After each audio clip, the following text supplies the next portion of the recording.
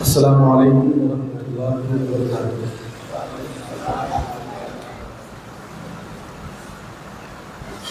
نحمدک یا اللہ ونصلی ونسلم علیک یا رسول اللہ، اما بعد فاعوذ باللہ من الشیطان الرجیم، بسم اللہ الرحمن الرحیم۔ یا ایھا الذین آمنوا اتقوا اللہ حق تقاتہ ولا تموتن الا وانتم مسلمون۔ صدق اللہ العظیم وصدق رسولہ النبی الامین المکین الکریم، ونحن علی ذلک لمن الشاہدین والشاکرین، والحمد للہ رب العالمین۔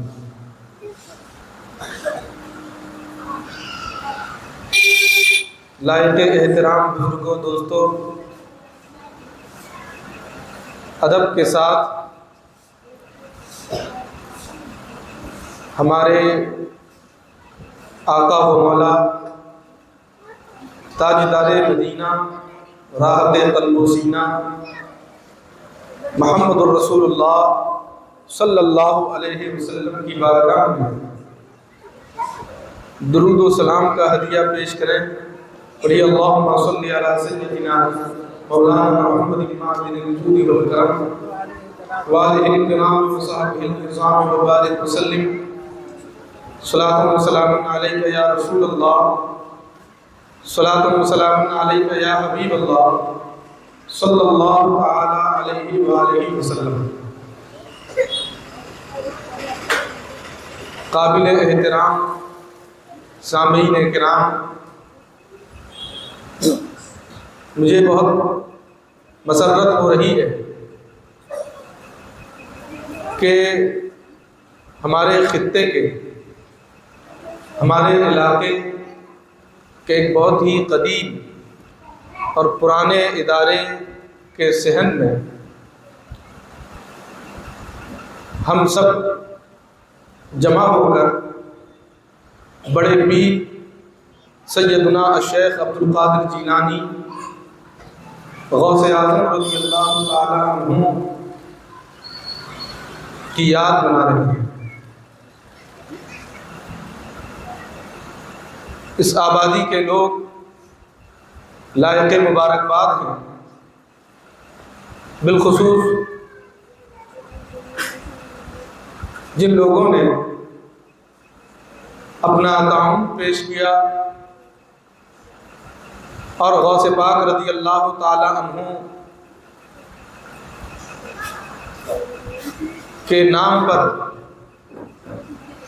لنگر کا انتظام و اہتمام کیا ہے۔ اللہ تبارک و تعالی آپ سب کی طرف سے غوث پاک رضی اللہ تعالی عنہ کی بارگاہ میں اس خراج محبت کو قبول فرمائے اور اس ادارے کو دن بدن اللہ رب العزت ترقی بخشے۔ آپ دیکھ رہے ہیں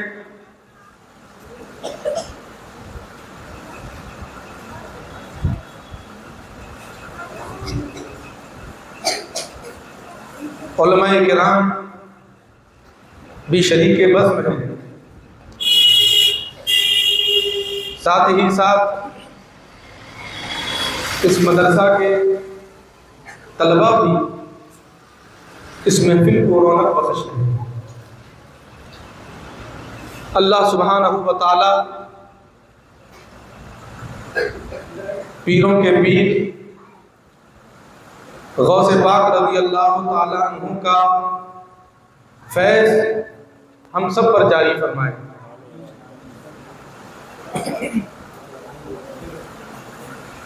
بہت ہی مختصر اور کم وقت میں یہ محفل ختم ہو جائے گی،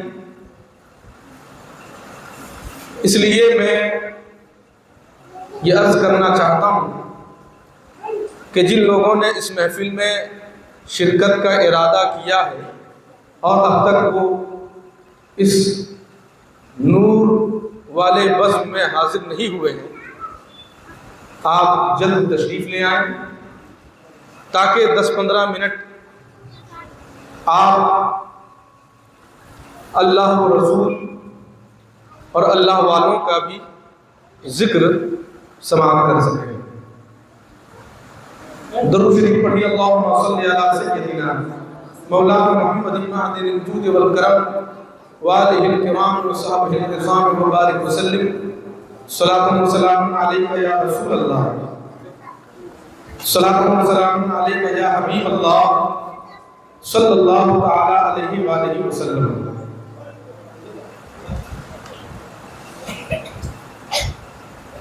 حضرات، مسلمانوں کو چاہیے، ایمان والوں کو چاہیے کہ وہ اپنے اندر تقویٰ یعنی پرہیزگاری کا جذبہ پیدا کریں۔ ایسی پرہیزگاری، ایسا تقویٰ جیسا کہ تقوی کا حق ہے، پرہیزگاری کا حق ہے، اور اس بات کی تمنا کرنی چاہیے، اس بات کی کوشش کرنی چاہیے کہ ہم زندگی بھی اسلام پر گزاریں اور ہمیں موت بھی اسی دین و مذہب پر آئے۔ اللہ سبحانہ و تعالیٰ نے کلام مجید میں ارشاد فرمایا، یا ایھا الذین آمنوا اتقوا اللہ حق تقاتہ، کہ اے ایمان والو اللہ سے ڈرو جیسا کہ اس سے ڈرنے کا حق ہے، ولا تموتن الا وانتم مسلمون، اور تم نہ مرنا مگر ایمان کی حالت میں۔ ایمان کی حالت میں موت آنا یہ انسان کی زندگی کی سب سے بڑی کامیابی ہے۔ اگر زندگی بھر آدمی دنیاوی لحاظ سے بہت کچھ حاصل کرتا رہے اور ایمان پر خاتمہ نصیب نہ ہو، گویا کہ اس نے زندگی میں کچھ نہیں حاصل کیا۔ اور اگر کوئی شخص ایمان پر اس کو موت نصیب ہو جائے، ایمان پر خاتمہ نصیب ہو جائے، گویا کہ اس نے زندگی جیت لی اور بہت کچھ حاصل کیا۔ غوث پاک رضی اللہ تعالی عنہ کی زندگی، ان کی سیرت ہمارے لیے مشعل راہ ہے۔ ہم اگر اس کنفیوژن میں ہیں کہ ہمیں زندگی کیسے گزارنی چاہیے، کس طرح سے ہم شب و روز گزاریں، رات دن گزاریں، تو چاہیے کہ غوث پاک رضی اللہ تعالی عنہ کی حیات طیبہ کا مطالعہ کریں، یعنی کتابوں میں پڑھیں۔ کتابوں میں نہیں پڑھ سکتے تو علماء کرام کی زبانی ان کی زندگی کے بارے میں سنیں کہ غوث پاک رضی اللہ تعالی عنہ نے کس طرح سے زندگی گزاری ہے۔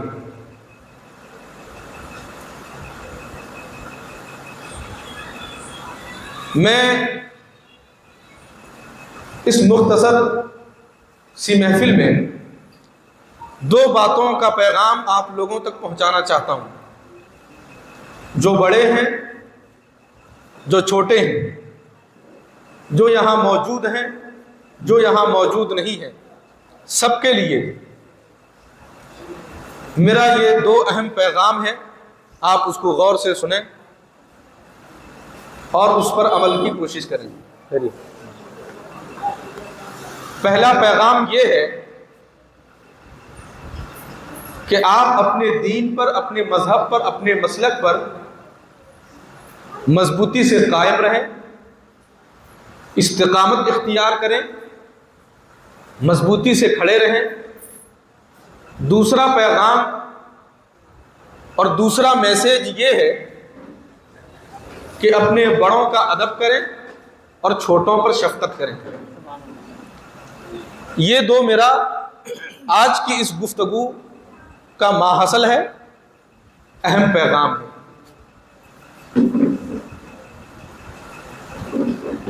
رسول اللہ صلی اللہ تعالی علیہ وآلہ وسلم کی تعلیمات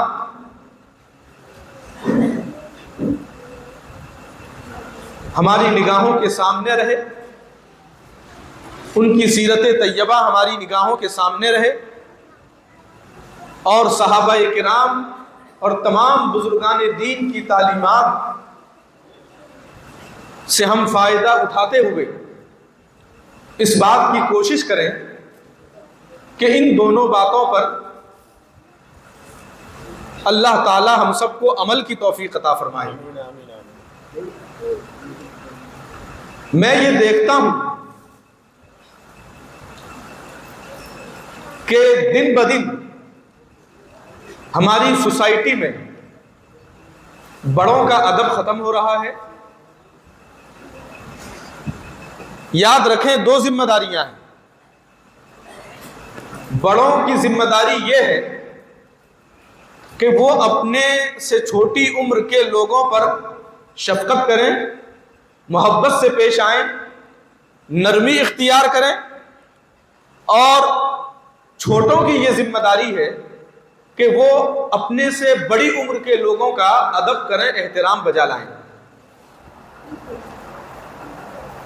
میں نے اب تک کی زندگی میں پچھلے 5-10 سالوں میں ایک بڑی تبدیلی دیکھی ہے۔ حالانکہ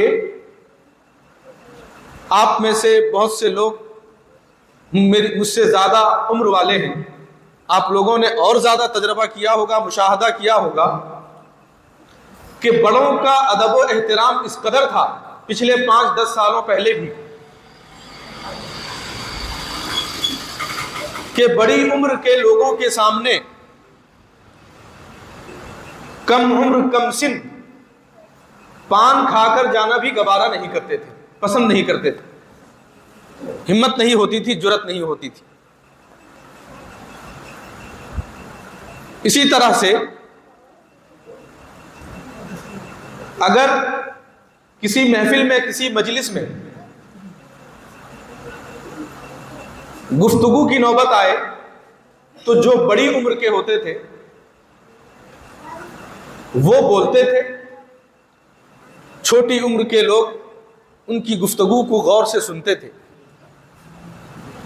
یا بات کرنے کے حوالے سے بھی ان کی اجازت چاہتے تھے۔ اتنی سلیقہ مندی تھی کم از کم کہ بڑوں کو پہلے بات کرنے دیا جاتا، کچھ پوچھنا ہو تو ان کو اجازت دی جاتی پہلے پوچھنے کی۔ اگر کسی مجلس میں وہ آ جاتے تو ان کے لیے جگہ کشادہ کی جاتی، کھڑے ہو کر ان کی تعظیم کی جاتی، اور سلام میں پہل کی جاتی کہ کم سن اس بات کی کوشش کرتے کہ ہم پہلے اپنے بڑوں کو سلام کریں۔ الغرض کچھ مثالیں میں نے پیش کی ہیں، ورنہ ایسی بہت ساری باتیں ہیں کہ پچھلے 10 سال کا اگر آپ مقارنہ کریں، موازنہ کریں، کمپیر کریں تو بہت ہی گیپ اور خلا میں دیکھ رہا ہوں۔ یہ جو نئی تہذیب، نیا کلچر، نئی عادت و اطوار ہم اختیار کر رہے ہیں، یہ اسلامی اخلاق و آداب نہیں ہے، اسلامی تہذیب و تمدن نہیں ہے۔ اور اسی طرح سے بڑوں میں بھی کچھ تبدیلی آئی کہ بڑے اس بات کا لحاظ کرتے تھے کہ جب وہ اپنے سے چھوٹی عمر سے بات کرتے تو الفاظ کا بہت سوچ سنبھل کر استعمال کرتے تھے، بات چیت میں کوئی ایسا لفظ استعمال نہیں کرتے تھے کہ جن کا خاص طور پر بچوں کے سامنے ذکر نامناسب ہو، غیر مناسب ہو، اور بھی بہت ساری باتیں ہیں کہ بڑے جن کی رعایت کرتے تھے، جن کا خیال رکھتے تھے، اور بچوں سے ان باتوں کو پوشیدہ رکھتے تھے. مگر اب ایسا ہو گیا ہے کہ بڑے بھی بچوں سے غیر مہذب طریقے سے بات کرتے ہیں، ان کے سامنے ان کی موجودگی میں غلط طرز اختیار کرتے ہیں. اس کی وجہ سے اب بچوں میں بھی بڑوں کا ادب اور احترام نہیں رہا. اس کے نقصانات کیا ہیں؟ اس کے نقصانات بے شمار ہیں. آپ میں سے، ہم میں سے ہر شخص یہ چاہتا ہے کہ ہم اپنے گھر میں، اپنی بستی میں، اپنے لوگوں کے بیچ ایک باوقار زندگی گزاریں، ایک پروقار زندگی گزاریں. ہمارے فیملی میں، ہمارے کنبے میں محبت اور ادب کا ماحول ہو، پیار اور الفت کا ماحول ہو. ہر شخص اس بات کو چاہتا ہے اور پسند کرتا ہے، مگر وہ ماحول کیسے پیدا ہو، اس بات کی کوشش ہم نہیں کرتے. دیکھیے، آدمی شہر میں ہو یا دیہات میں، پھول کا باغیچہ سب کو پسند ہے. لوگ گارڈن اور باغیچہ جاتے ہیں نئے نئے طرح کے پھول کی خوشبو سونگھیں اور اس کی رنگینیوں سے لطف اندوز ہو. مگر یاد رکھیں، جو باغ میں جو بہار آپ دیکھتے ہیں، باقی باغیچے میں جو رنگ و روپ کے، الگ الگ رنگ و روپ کے پھول دیکھتے ہیں آپ، وہ یوں ہی نہیں بلکہ اس کے پیچھے باغبان کی محنتیں ہوتی ہیں، اس کی کاوشیں ہوتی ہیں. ورنہ لوگ اپنے گھر کے اگل بغل جنگل جھاڑیوں میں وہ دل بہلانے کیوں نہیں جاتے کہ ان میں وہ رنگ و روپ نہیں، وہ رنگ و بہار نہیں. آپ اس ٹیبل پر الگ الگ جھاڑیوں کو بھی لا کے رکھ سکتے تھے، گرچہ یہ حقیقی پھول نہیں ہے، پھر بھی پھولوں کی اتنی اہمیت ہے کہ آپ نے اس ٹیبل پہ یہ پلاسٹک کے پھول سجا دیے. اس کی اہمیت ہے. عرض یہ کرنا چاہتا ہوں کہ ہم میں سے ہر شخص یہ چاہتا ہے کہ ہمارے گھر کا ماحول اچھا ہو، ہم ایک دوسرے سے پیار و محبت سے پیش آئیں، مگر اس حوالے سے کوشش نہیں کرتے، ماحول کو بہتر کرنے کی کوشش نہیں کرتے. حضرات گرامی، قرآن پاک میں ہے، اگر ہم بڑوں کے ادب کی بات کریں تو قرآن پاک میں یہ ذکر آیا، اپنے ماں باپ کا ادب سکھایا گیا کہ وَقَضَىٰ رَبُّكَ أَن لَّا تَعْبُدُوا إِلَّا إِيَّاهُ وَبِالْوَالِدَيْنِ إِحْسَانًا. اور آپ کے رب نے یہ فیصلہ فرمایا کہ أَن لَّا تَعْبُدُوا إِلَّا إِيَّاهُ، کہ اللہ کے سوا کسی اور کی عبادت مت کرو. وَبِالْوَالِدَيْنِ إِحْسَانًا، اور باپ ماں کے ساتھ میں بھلائی سے پیش آؤ، اچھائی سے پیش آؤ. تو ماں باپ کے ساتھ میں جو بھلائی سے پیش آنے کا حکم ہے، اس کی صرف یہ وجہ نہیں ہے کہ انہوں نے ہم کو پیدا کیا، بلکہ ایک وجہ یہ بھی ہے کہ وہ ہم سے بڑے ہیں. تو بڑی عمر کا ہونا یہ بھی ایک وجہ ادب ہے. ادب کی ایک وجہ یہ بھی ہے کہ وہ ہم سے بڑے ہیں. جو بڑی عمر کے ہوتے ہیں ان کا ایک حق زیادہ ہوتا ہے کہ ان کے ساتھ ادب سے پیش آیا جائے، احترام سے پیش آیا جائے، تعظیم و تقریب کا معاملہ اختیار کیا جائے. ہمارے رسول صلی اللہ علیہ وسلم جب کسی محفل میں تشریف فرما ہوتے اور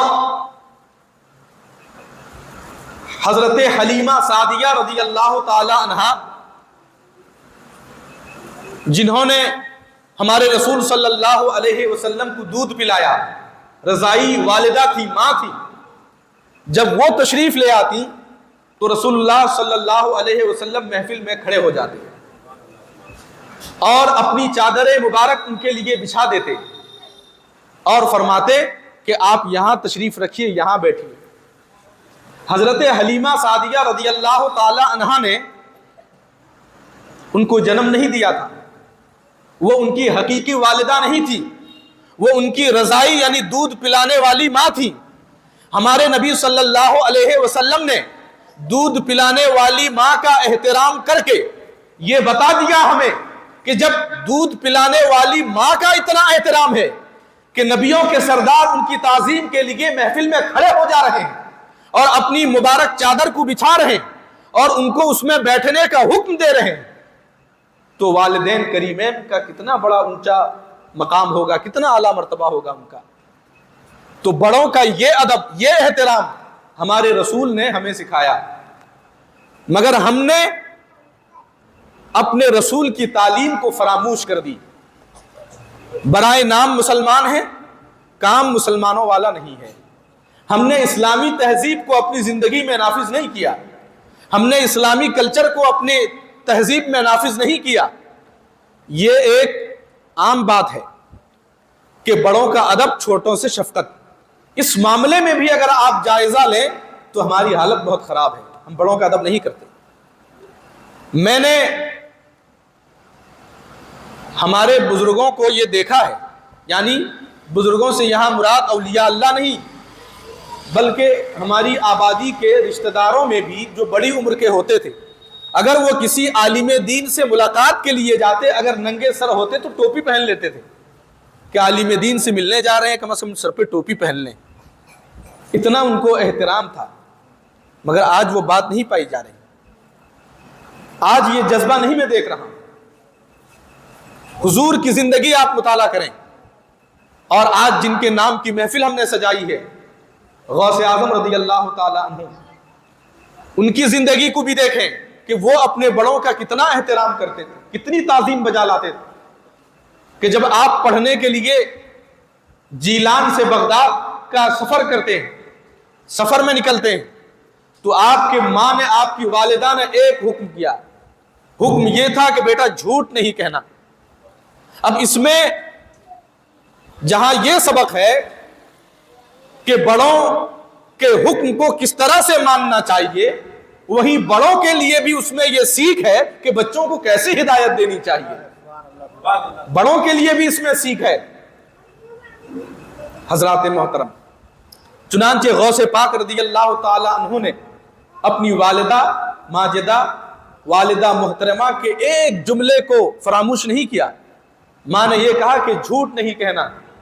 راستے میں ڈکیتی ہوئی، جب ڈاکوؤں نے پوچھا کہ آپ کے پاس میں کیا ہے، تو آپ نے فرمایا کہ میرے پاس میں 40 دینار ہیں.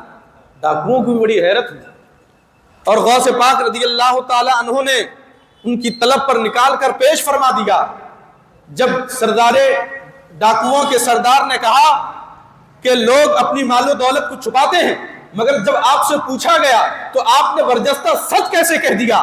غوث اعظم یہ بھی تو فرما سکتے تھے کہ میری دولت ہے، مجھے اس کو چھپانا چاہیے تھا، یا مجھے یہ بات سمجھ میں نہیں آئی، یا اور بھی کوئی بات کہہ سکتے تھے. حالانکہ جھوٹ نہ کہنے کا حکم قرآن میں بھی ہے، حدیث میں بھی ہے، مگر غوث پاک رضی اللہ تعالی عنہ نے اپنی والدہ کا حوالہ پیش کیا، اپنی ماں کے حکم کا حوالہ پیش کیا، تاکہ یہ بھی ثابت ہو جائے کہ جو بڑے کہتے ہیں وہ قرآن و سنت کی تعمیل میں کہتے ہیں، کتاب و سنت کی تعمیل میں کہتے ہیں. یعنی ماں کے قول کا حوالہ دینا، اس میں قرآن پاک کی بھی تعظیم ہے، اور مصطفیٰ جان رحمت کی تعلیم کی تعظیم بھی ہے، اور اپنے مذہب کی بھی تعلیم ہے. غوث پاک نے برجستہ یہ فرما دیا کہ میری ماں نے کہا کہ جھوٹ نہیں کہنا، اور میں نے جھوٹ نہیں کہا. حضرات محترم، اس سے پتہ یہ چلا، بچوں کے لیے اس میں سیکھ یہ ہے کہ اپنے بڑوں کی باتوں کو تسلیم کرو، ان کا احترام کرو،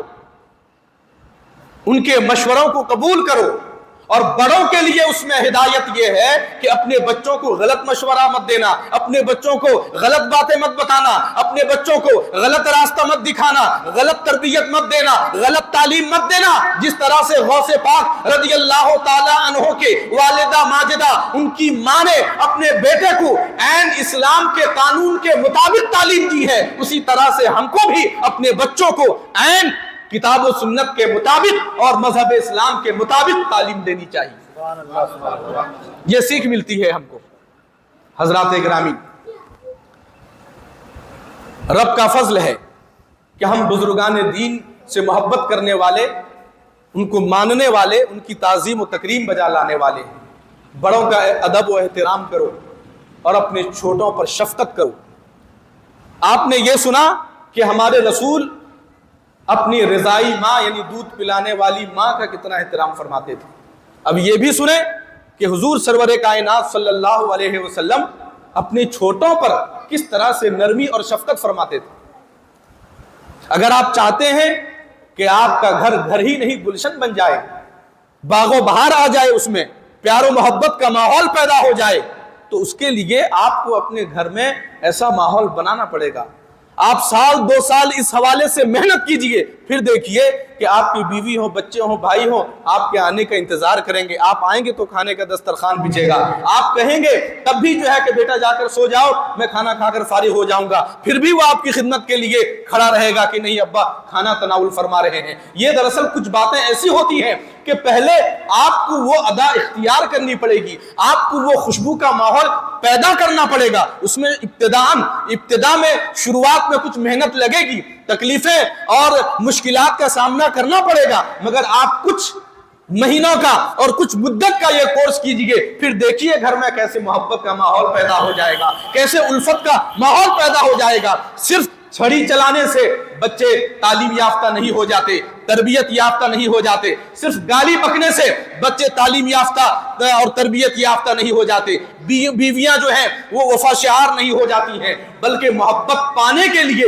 محبت تقسیم کرنا پڑے گا، ان کی اچھی تعلیم و تربیت کرنی پڑے گی۔ اس کی ایک مثال ملاحظہ فرمائے کہ میرے آقا صلی اللہ علیہ وسلم جب کبھی حضرت خاتون جنت سیدہ فاطمہ زہرا رضی اللہ تعالی عنہ کے گھر تشریف لے جاتے،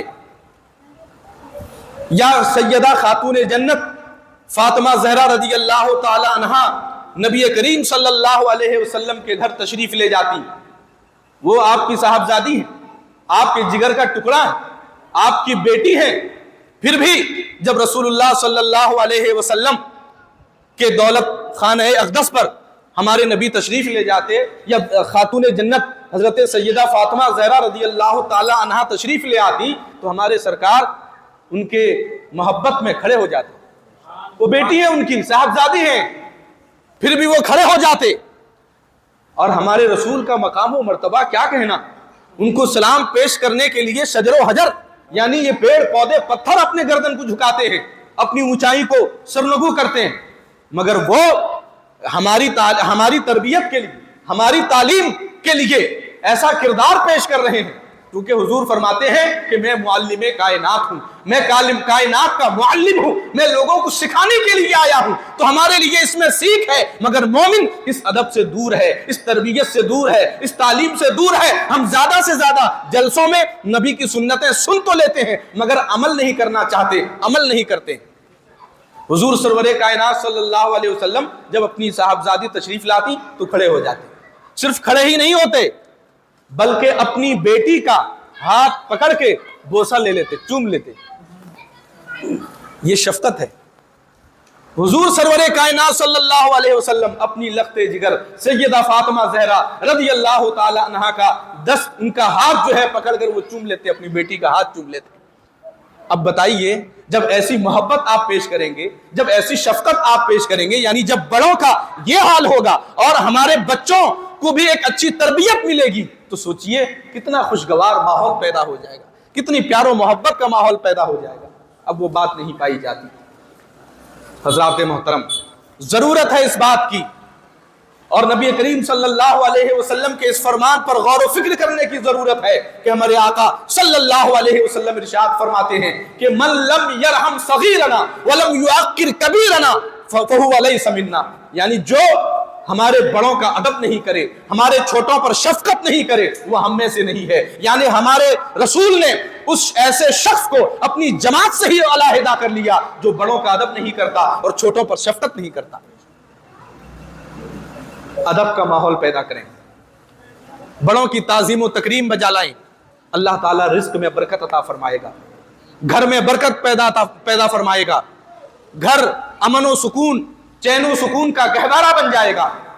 اور اگر ہم بات کریں دین پر استقامت کی، بالخصوص موجودہ حالات کے پیش نظر میں یہ عرض کرنا چاہتا ہوں کہ دنیا یہ آزمائش کی جگہ ہے، یہ امتحان کی جگہ ہے، یہاں مومنین آزمائے جاتے ہیں، ایمان والے آزمائے جاتے ہیں، کبھی بھوک سے، کبھی مال کی کمی سے، کبھی ڈر اور خوف سے آزمائے جاتے ہیں۔ مگر یاد رکھو، چاہے ڈر سے آزمائے جاؤ، بھوک سے آزمائے جاؤ، مال کی کمی سے آزمائے جاؤ، کبھی اپنے دین سے جدا مت ہونا، کبھی اپنے مذہب سے غداری مت کرنا، اس لیے کہ سب سے عظیم دولت جو تمہارے پاس میں ہے وہ اسلام کی دولت ہے، ایمان کی دولت ہے۔ دنیا سے تو رخصت سب کو ہونا ہے، مگر جیسا کہ میں نے پہلے ہی کہا کہ خوش نصیب ہیں وہ، کامیاب ہیں وہ جو ایمان کی حالت میں اس دنیا سے رخصت ہوتے ہیں، اور وہ ناکام ہیں جو کفر کی حالت میں اس دنیا سے رخصت ہوتے ہیں۔ ہماری سب سے بڑی کامیابی یہ ہوگی کہ ہم ایمان کی حالت میں اس دنیا سے رخصت ہوں۔ آزمائش آئے گی، کبھی ہم بے روزگار ہو جائیں گے، کبھی ہمیں خوب مال و دولت ملے گی، تو جب مال کی کمی ہو تو اللہ کی ناشکری مت کرنا، اور جب مال کی فراوانی ہو جائے، خوب مال ہو جائے، تو اس وقت فضول خرچی مت کرنا، ناچ گانوں پہ خرچ مت کرنا۔ اور جب اگر کفار و مشرکین، مرتدین یہ تمہیں ایمان کی وجہ سے، اسلام کی وجہ سے تمہیں ڈرائیں، دھمکائیں یا اور کسی طرح سے تم کو پریشان کریں، تب بھی تم صبر سے کام لینا، کبھی اپنے مذہب کو مت چھوڑنا، مضبوطی سے قائم رہنا اس پر، تو اللہ تبارک و تعالی تمہارے ساتھ ہے۔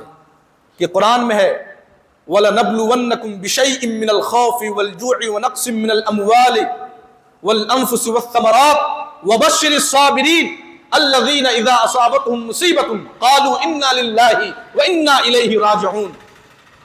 خلاصہ کلام یہ ہے کہ اللہ تبارک و تعالی مومنین کے ساتھ ہے۔ تم امیر رہو تب بھی اللہ تبارک و تعالیٰ کی رحمت تمہارے ساتھ میں ہے، غریب رہو تب بھی اللہ کی رحمت تمہارے ساتھ میں ہے، اور سب سے بڑا انعام دین پر استقامت اختیار کرنے کا یہ ہے کہ اللہ تبارک و تعالیٰ نے فرمایا کہ ان اللہ اشترى من المؤمنین انفسهم واموالهم بان لهم الجنہ، کہ اللہ تبارک و تعالیٰ نے مومنوں سے ان کی جانوں کو خرید لیا اور بدلے میں مومنوں کو اللہ نے جنت عطا فرمایا۔ تمہارے لیے اللہ نے جنت بنائی ہے۔ تو دین اگر دنیا میں، حیات میں اونچ نیچ، کوئی پریشانی آتی ہے تو اس کو صبر سے کام لو۔ دین کی توہین مت کرنا، یہ مت کہنا کہ ہم پر عذاب کیوں اترتے ہیں، ہم پر پریشانیاں کیوں آتی ہیں، بلکہ اللہ تبارک و تعالیٰ مومنوں کو آزماتا ہے، آزمائش میں مبتلا کرتا ہے۔ اور یاد رکھو دین پر اگر قائم رہو گے تو اس کی برکت یہ ہے، قرآن پاک میں ہے کہ ان الذین قالوا ربنا اللہ، کہ بے شک جنہوں نے کہا کہ ہمارا رب اللہ ہے، ان الذین قالوا ربنا اللہ ثم استقاموا، کہ پھر وہ دین پر مضبوطی سے قائم رہے، تتنزل علیہم الملائکہ، تو ایسوں پر اللہ کے فرشتے اترتے ہیں اور اللہ کی رحمت نازل ہوتی ہے جو دین پر استقامت اختیار کرتے ہیں۔ حضرات محترم، دین پر استقامت اختیار کرنا کسے کہتے ہیں؟ اگر آپ اس کی اور گہرائی کو سمجھنا چاہتے ہیں تو صحابہ کرام پر جو ظلم و ستم ڈھائے گئے، آپ ان کی زندگی کو سنیں، آپ کو اندازہ ہوگا کہ کس طرح سے ان کو صحابہ کرام کو ستایا گیا۔ حضرت بلال حبشی رضی اللہ تعالیٰ عنہ کو کتنا ستایا گیا۔ آپ کو مکہ کے صحرا میں ریت پر، گرم ریت پر خالی بدن لٹا دیا جاتا، اتنی گرمی کہ وہ بالو جو ریت آگ کی طرح گرم ہو جاتے، خالی بدن لٹا دیا جاتا اور آپ کے سینے پر پتھر رکھ کے دبایا جاتا. سمجھیں کہ جسم سے خون پسینہ ہی نہیں، چربی پگھل پگھل کر گرتے تھے. ایسی کیفیت تھی، اتنی مشقت اٹھانی پڑتی تھی. مگر جب ان سے کہا گیا کہ تم اس مذہب کو چھوڑ دو، اس دین کو چھوڑ دو، تو حضرت بلال حبشی رضی اللہ تعالیٰ عنہ یہ فرماتے کہ اللہ احد، اللہ ایک ہے، میں اس دین کو نہیں چھوڑ سکتا، میں اس دین کی پیروی کو نہیں چھوڑ سکتا.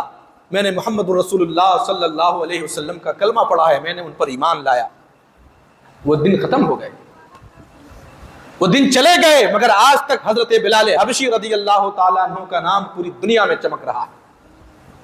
یہاں تک کہ جب معراج میں ہمارے رسول صلی اللہ علیہ وسلم تشریف لے گئے تو لوٹنے کے بعد میں آپ نے ارشاد فرمایا صحابہ کرام سے کہ میں نے جنت میں آواز سنی، کسی کے چلنے کی آواز سنی. صحابہ نے پوچھا کہ وہ کون تھے؟ میرے آقا نے فرمایا کہ میرا بلال وضو کے لیے اٹھا ہے، تہجد ادا کرنے کے لیے اٹھا ہے. یہ انعام، یہ کرم نوازی جب آدمی دین پر استقامت اختیار کرتا ہے، جب دین کا پابند ہوتا ہے، مضبوطی سے قائم رہتا ہے، اللہ تبارک و تعالیٰ ایسی بڑائی عطا فرماتا ہے.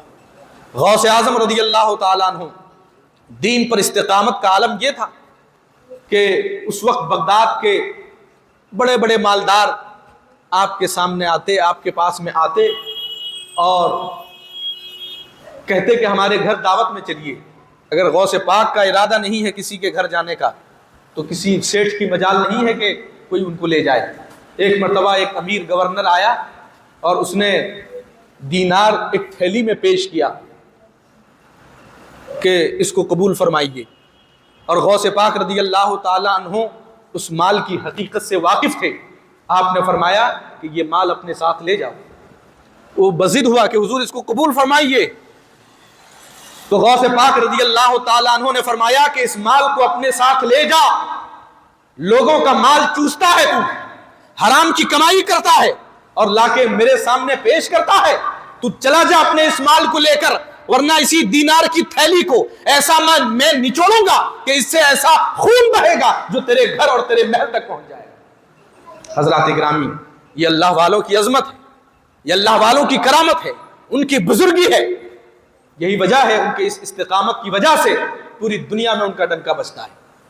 ہزاروں ندیاں کھودی گئی، ہزاروں ایسی راہیں نکالی گئی کہ غوث پاک کا چرچا کم ہو جائے، ان کا ذکر نہ ہو، ان کی باتیں نہ ہو. مگر ان کی شان اور ان کی عظمت کا کیا کہنا. جتنا دبانے کی کوشش کی گئی، اللہ تبارک و تعالیٰ نے ان کے ذکر کو، ان کے چرچے کو اتنا اور بلند فرمایا. کبھی اللہ کرے آپ سب بھی دربار غوثیت مآب میں حاضری کی سعادت حاصل کریں. آپ سب کی دعا سے غوث پاک رضی اللہ تعالیٰ عنہ کے آستانہ مبارک پر بغداد شریف میں حاضری کی سعادت ملی. ایسا آستانہ دربار اسی 11ویں شریف میں اس کے موقع پر حاضری کی سعادت ملی. یقین جانیے پوری دنیا کی بھیڑ امڑ آتی ہے، پوری دنیا سے غوث پاک رضی اللہ تعالیٰ عنہ کے چاہنے والوں کا ایک ہجوم ہوتا ہے اور لوگ اپنے اپنے انداز میں ان کی بارگاہ نیاز میں، ان کی بارگاہ اقدس میں خراج محبت پیش کرتے ہیں. مگر میں سمجھتا ہوں کہ کوئی وہاں جا کر نذرانہ محبت پیش کرے یا کوئی مدرسہ خیر العلوم کی صحن میں بیٹھ کر کالی ناگ میں غوث پاک رضی اللہ تعالیٰ عنہ کی بارگاہ میں نیاز محبت پیش کرے، وہ سب کو دیکھتے ہیں. اللہ تبارک و تعالیٰ نے انہیں صاحب تصرف بنایا ہے. وہ جانتے ہیں کہ میرا چاہنے والا دنیا کے کس گوشے سے مجھ کو آواز دے رہا ہے.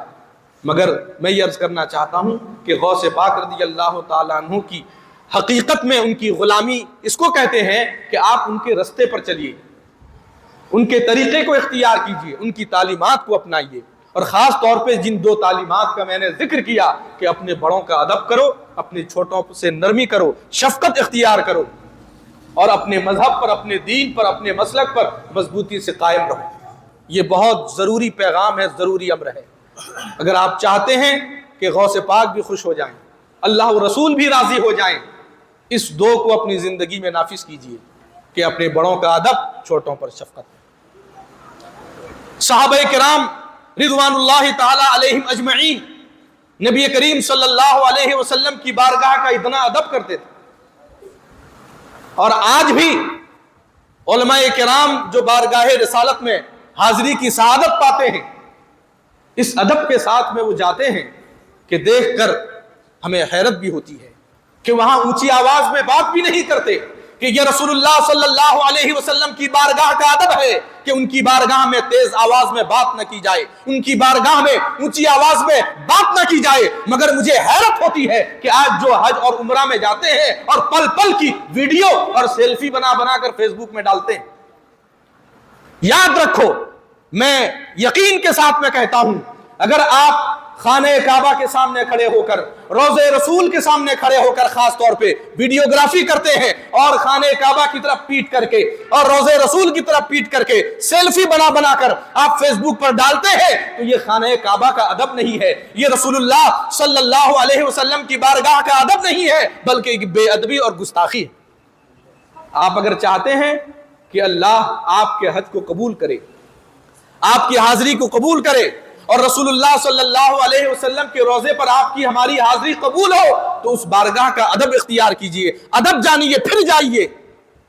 یوں تو ویڈیوگرافی وغیرہ سے پرہیز کرنا چاہیے، اوپر سے اتنی بڑی جرأت کہ وہاں سنہری جالیوں کے سامنے کھڑے ہو کر سیلفی بنا کے ڈالتے ہیں، اور پل پل کی ویڈیو۔ یہاں ہم خانہ کعبہ سے ہزاروں میل، ہزاروں کلومیٹر دور ہیں، تب بھی اپنا جب گھر بناتے ہیں تو اس بات کی رعایت کرتے ہیں کہ پیخانہ ایسا نہ بن جائے کہ خانہ کعبہ کی طرف چہرہ ہو یا خانہ کعبہ کی طرف پیٹھ ہو، اور بزرگان دین اتنی رعایت کرتے ہیں کہ خانہ کعبہ کی طرف، قبلہ کی طرف تھوکتے تک نہیں ہیں، اور تم وہاں پہنچ کر خانہ کعبہ کی طرف پیٹ کر کے اور ویڈیوگرافی کرتے ہو، سیلفی بناتے ہو۔ اور روضہ رسول صلی اللہ علیہ وسلم کہ ہم دور سے ہی جس جانب لو لگا کر درود و سلام کا نذرانہ پیش کرتے ہیں، اور جہاں کے ہم وہاں کے ذرے کا احترام کرتے ہیں، اور وہاں جب پہنچ جاتے ہیں تو پہنچ کر سیلفی اٹھاتے ہیں۔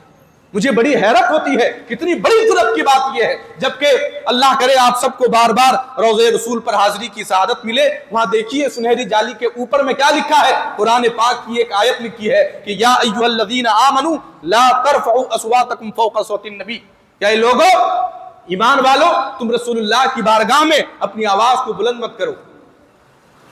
جس بارگاہ کے ادب کا یہ عالم ہے کہ وہاں آواز کو اونچی کرنا منع ہے، اور وہاں اتنی بڑی جرأت کہ آپ جا کے وہاں پہ فوٹو اٹھائیں، گستاخی کریں اور اس جانب جو ہے اپنی پیٹھ کریں، بڑی حیرت ہوتی ہے۔